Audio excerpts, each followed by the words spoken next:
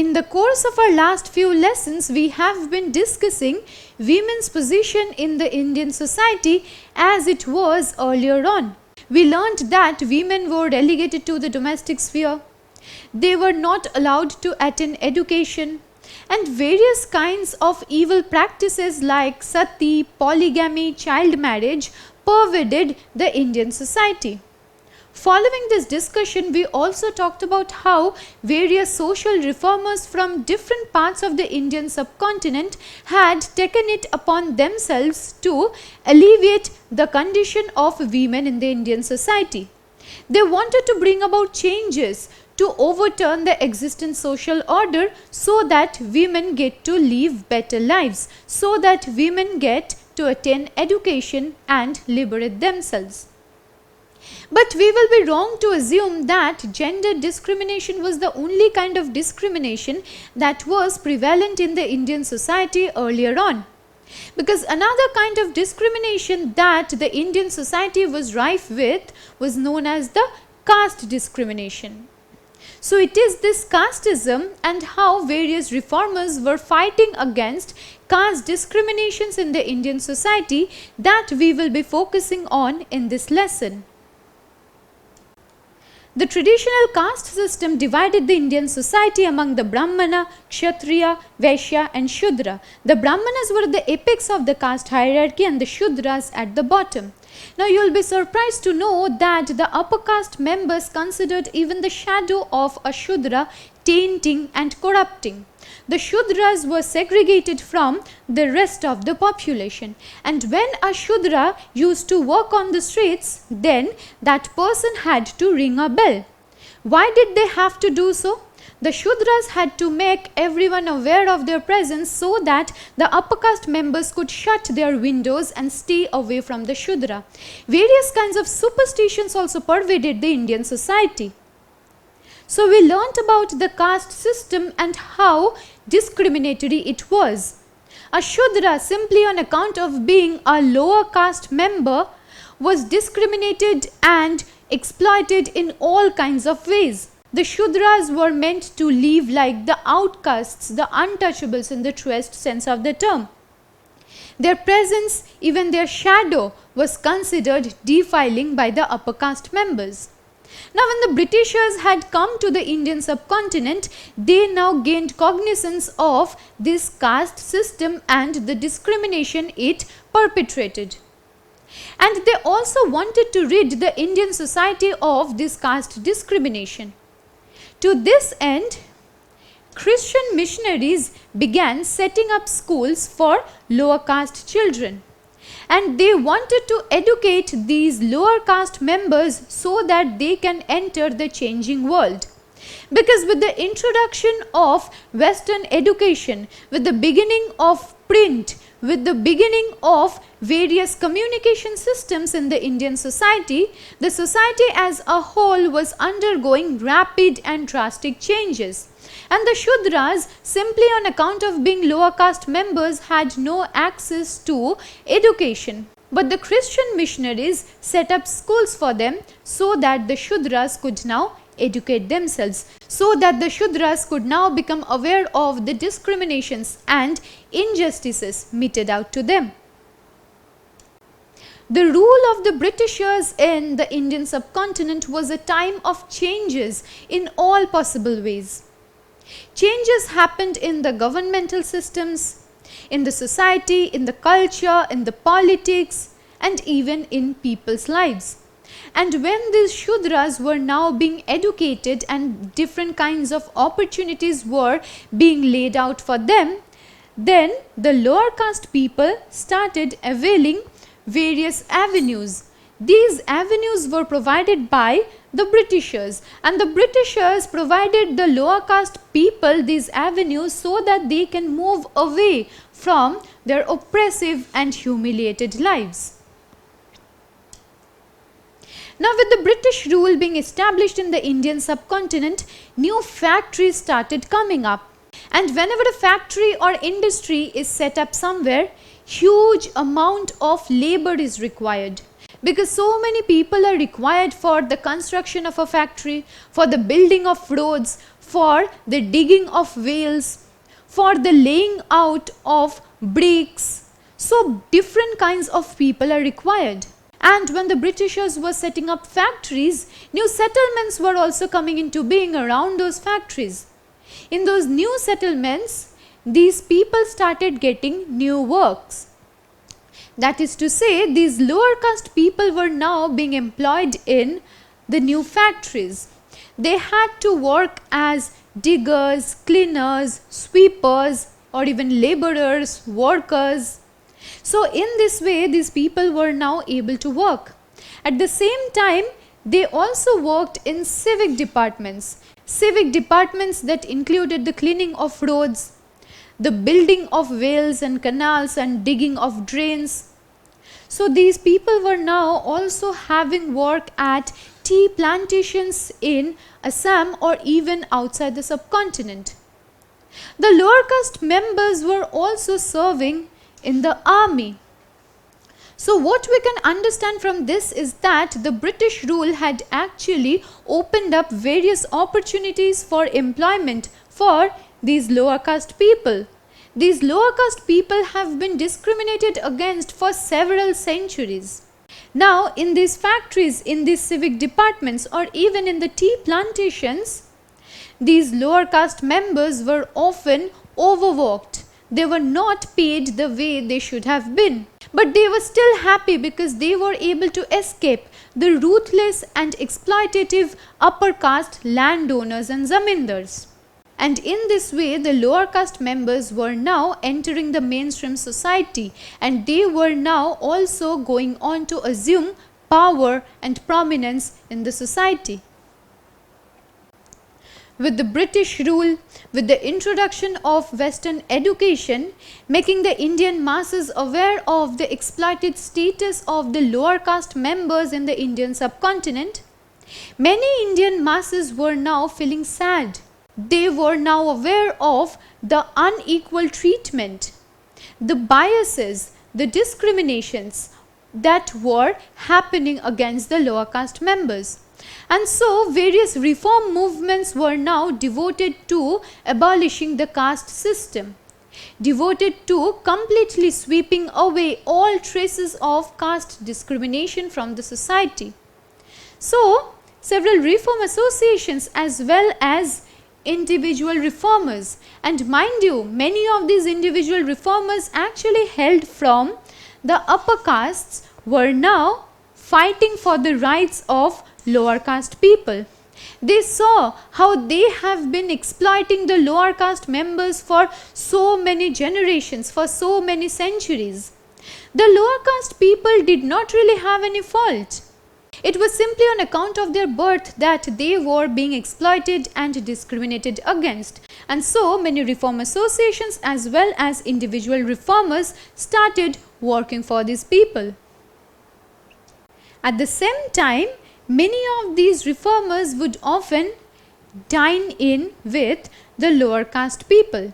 Together with the caste system, there prevailed something called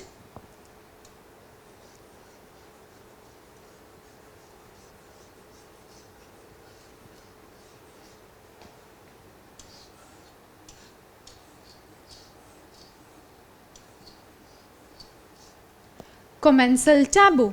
Now these commensal taboos defined and determined who would dine in with whom. And these commensal taboos actually imposed restrictions on the upper caste members from dining in with the lower caste members, because the lower caste members were considered impure and polluted, which is why the upper caste members were not allowed to dine in with them. But these reformers who were trying to break free of the clutches of caste discrimination would often dine in with the lower caste members, and this is how they were trying to bring about changes in not their lives but in the society as a whole. At Bombay in 1867, the Prathana Samaj was founded by Atmaram Pandurang. Atmaram Pandurang believed in Bhaktism. Atmaram Panduram believed in the idea of equality of all the castes. He was a Bhakti believer. He believed that members of all the castes are equal, which is why they should not be discriminated among. And so he also drew upon various religions like Hinduism, Buddhism, Christianity, and he fought against caste discrimination in the society.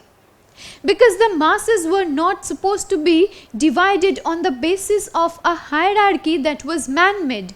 It was not a biological hierarchy. The caste system was entirely a man-made discrimination in the society. And so why should one be pitted against the other? That is to say, why should the Brahmanas get the power and authority to exploit the Shudras?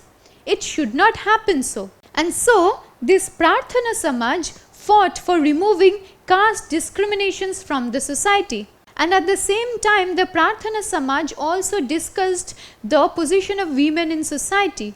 It also talked about the abolition of various evil practices like child marriage and polygamy. The Prathana Samaj extended its influence in the western and even in the southern parts of the Indian subcontinent. Before proceeding with this lesson, let me ask you a question. Who founded the Prathana Samaj? Was it founded by Raja Ram Mohan Roy or Ishwar Chandra Vidyasagar or Atmaram Pandurang or Jyotirao Phule? Well, the correct answer is Atmaram Pandurang. Atmaram Pandurang founded the Prathana Samaj at Bombay to fight against the caste discriminations inherent in the Indian society.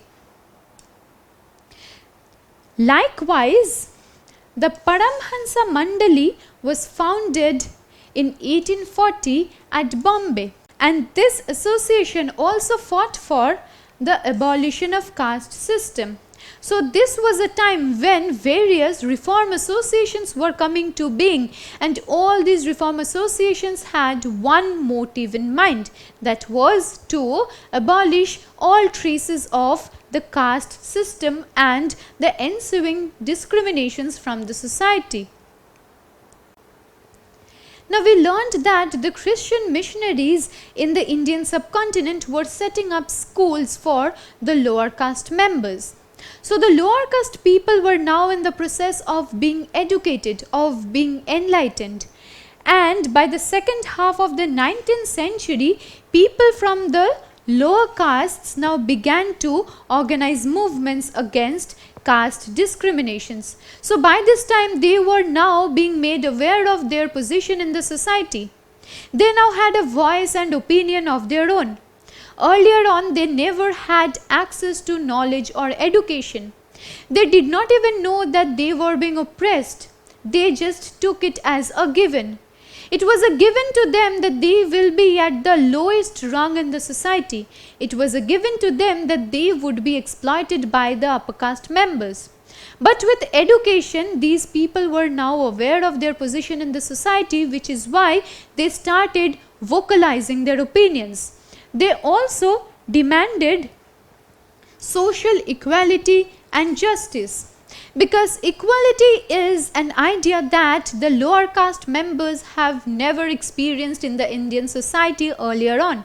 And so now they were wanting to be equal with the upper caste members. That is to say, they were wanting to remove all traces of the caste system so that no person will be discriminated in this hierarchy.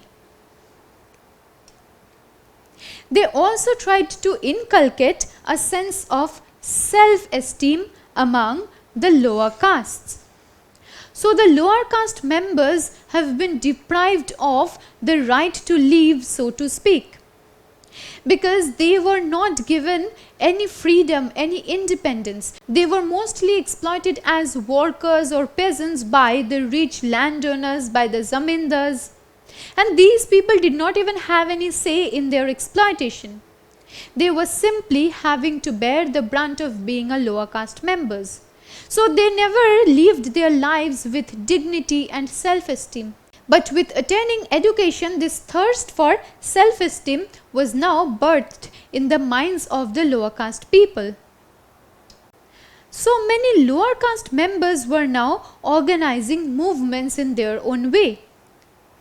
Ghasidas, who was himself a lower caste member, founded the Satnam Movement in central India. Now the word Satnami means truth and equality, and he worked very closely with the leather workers. Now the leather workers also belonged to a so-called low caste, and these people had a very inferior social status. Ghasidas and this entire Satnam movement sought to improve the social status of these leather workers in central India. Then we have another example of Harichand Thakur. Harichand Thakur founded the Matua sect in eastern Bengal, and this Matua sect also sought to remove caste discriminations from the society. Harichand Thakur worked among the low caste Chandala cultivators.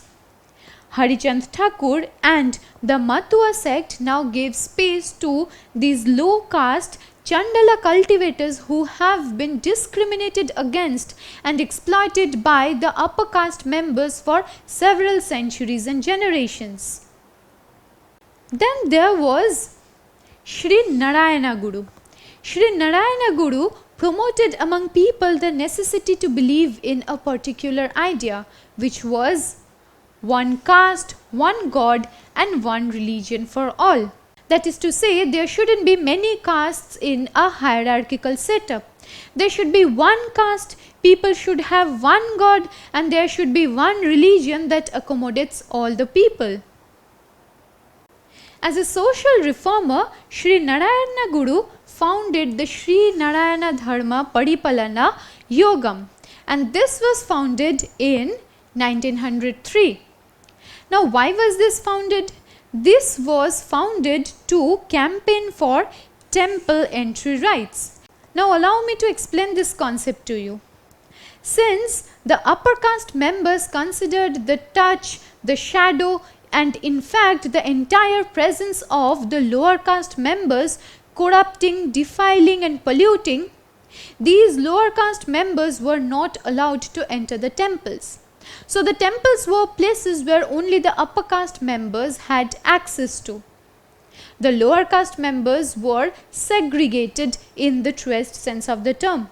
Now SRInarayana Guru started campaigning for the temple entry rights of the outcasts and the untouchables. So these people were treated as outcasts. They were meant to live on the fringes of the society, and they were also the untouchables because their touch was corrupting and polluting. And this person was now wanting all these untouchables and outcasts to enter the temples.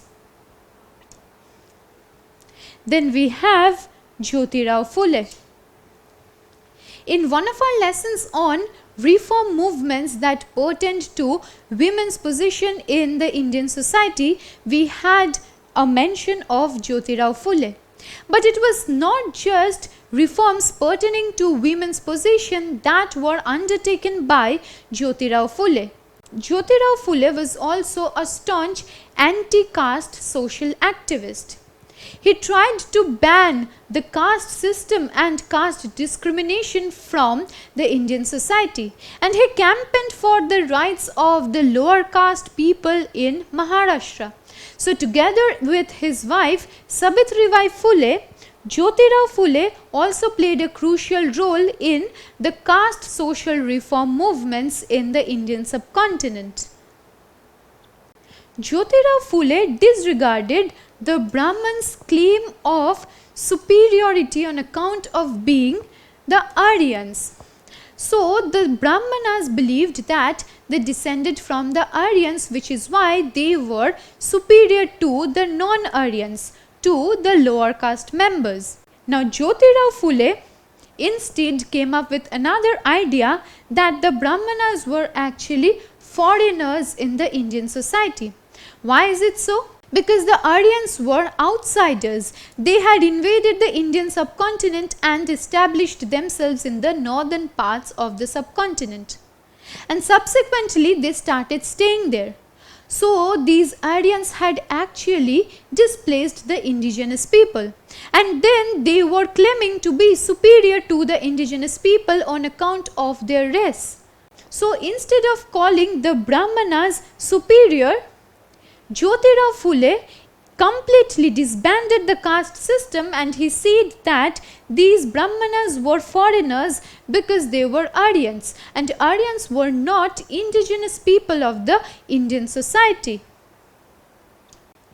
Now Jyotirao Phule came up with this idea that because the Brahmanas were Aryans and they were foreigners, they were not the indigenous people of the Indian subcontinent, they did not have any rights over the lands. So the lands actually belonged to the indigenous people who were the so-called low castes. So it were the Brahmanas who had perpetrated the caste hierarchy, and the low caste members were the ones who were the real indigenous people. And simply on account of being the indigenous masses, they were the ones who owned the lands of the subcontinent. For this reason, he now called for the Shudras, which was the lowest caste, as well as the Ati Shudras or the untouchables, to unite and fight caste discrimination in the society. To take his work against caste discrimination even further, Jyotirao Phule founded the Satyashadhak Samaj to win equal rights for all. And here you can see the founding members of the Satyashadhak Samaj, that included Jyotirao Phule, Krishnarao Bhalekar, Narayan Meghaji Lokhande and his wife Sabitribai Phule. So Jyotirao Phule along with his wife Sabitribai Phule had played a very important role in bringing about various social reforms in the Indian society. And together these four founding members had founded the Satyashadhak Samaj to fight for the equality for all, to fight for the abolition of the caste system from the Indian society. Jyotirao Phule often used to organize wedding without Brahmin priests. Now the Brahmin priests presided over not just weddings but various religious activities. And the Brahmin priests believed in their supremacy. It was as if they were the ones who had the rights to preside over rituals and other religious affairs. But Jyotirao Phule completely disregarded the supremacy of the Brahmin priest, and instead he organized marriages which were performed without the Brahmin priest. He believed that the Brahmin priests had actually used religion as a tool to further establish their power. They were exploiting the lower caste members in all possible ways. Jyotirao Phule looked at discriminations and inequalities in not just the Indian society but throughout the world, and this can be best understood from his book Gulamgiri. He dedicated his book Gulamgiri to those Americans who had fought to free the slaves in the American Civil War. So he established a link between the slaves in the American society and the lower caste members in the Indian society, because being born a lower caste member in the Indian society was no different from being born a slave in the American society. So from this we can also understand how Jyotirao Phule posited this idea that the upper caste members treated the lower caste members nothing better than slaves. This now brings us to an end of our discussion on the caste system and social reforms that were happening in India during the colonial rule. We began this lesson by talking about what this caste system was, how the lower caste members were considered defiling and corrupting by the upper caste members, or the Brahmanas to be specific. Subsequently, we also discussed how various social reformers were founding their own social reform associations in order to fight against caste discrimination that was entrenched in the Indian society. In our subsequent lesson, we will be taking this discussion further on caste and social reform in colonial India. Don't forget to subscribe to our channel and hit the bell icon. You can also register for free at DeltaStep.com or download the DeltaStep app to learn one-to-one with our amazing teachers or to get access to all our 5,000 plus amazing videos as per your school syllabus. Master each topic with our adaptive practice technology. Get million plus questions with step-by-step solutions and unlimited mock tests. Get all your doubts resolved instantly. Learn via games and win amazing prizes like PlayStations and iPads. So at DeltaStep, learning is not just fun and easy, it's rewarding too. So register for free now.